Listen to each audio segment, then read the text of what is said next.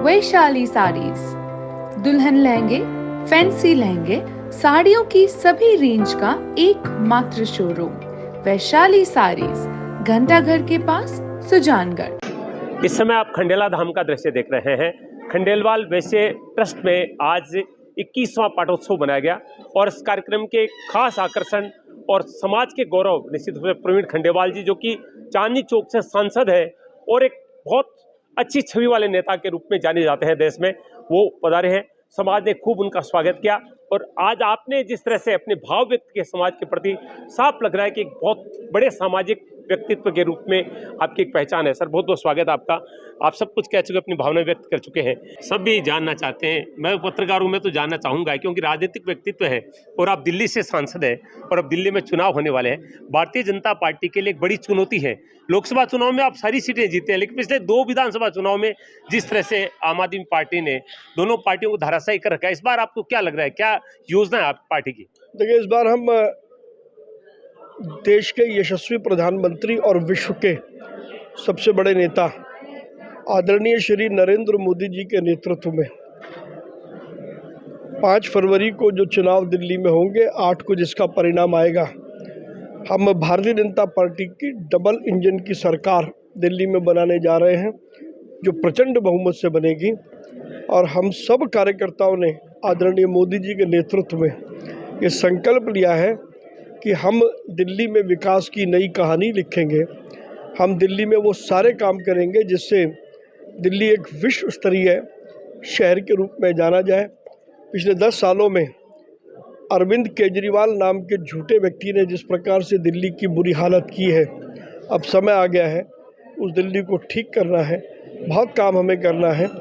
हम दिल्ली में 7 पार्लियामेंट के मेंबर हैं, लेकिन हम चाह कर के भी बहुत से काम नहीं कर पाते क्योंकि दिल्ली में सरकार हमारी नहीं है। हम चाहते हैं कि जैसे राजस्थान में, हरियाणा में, छत्तीसगढ़ में, मध्य प्रदेश में, उत्तर प्रदेश में, उत्तराखंड में, जहाँ जहाँ भाजपा की सरकारें हैं, वहाँ पर विकास की नई कहानियाँ लिखी गई हैं।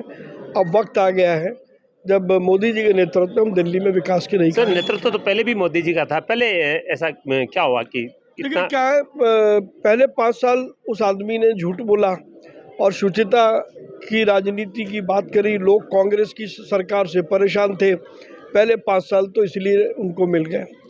दूसरे 5 साल उन्होंने जनता से भीख मांगी।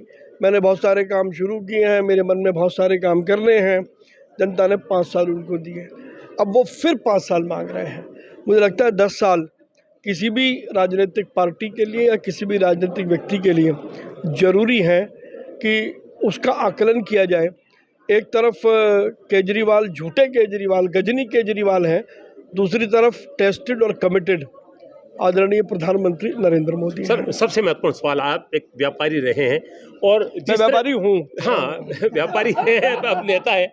और अब जो जिस तरह से ये फ्री की योजनाएं बार बार, क्योंकि इसकी शुरुआत केजरीवाल ने ही की है, इतना कर देंगे हम, इतना कर देंगे। आपको समझना पड़ेगा कि फ्री में और संकल्प में अंतर क्या है। फ्री वो है जो चुनाव को ध्यान में रख करके दिया जाता है और केवल घोषणा होती है, बजट में उसका प्रावधान नहीं होता, पैसे आते नहीं हैं, जैसा दिल्ली में पिछले 10 साल में हो रहा है। भारतीय जनता पार्टी ने जितने भी संकल्प लिए हैं वो कमिटमेंट के साथ में लिए हैं। हमने पहले अध्ययन किया कि दिल्ली की टोटल रेवेन्यू कितना है और जिस तरीके से वेलफेयर स्कीम्स को हम सपोर्ट करेंगे तो कितना पैसा हमको चाहिए, उसकी पूरी योजना हमने बनाई है। और नरेंद्र मोदी जी ने जो भी कुछ कहा वो उन्होंने पूरा किया है। आज पूरे देश में 80 करोड़ लोगों को हर महीने मुफ्त में अनाज दिया जाता है जो गरीबी रेखा से नीचे है।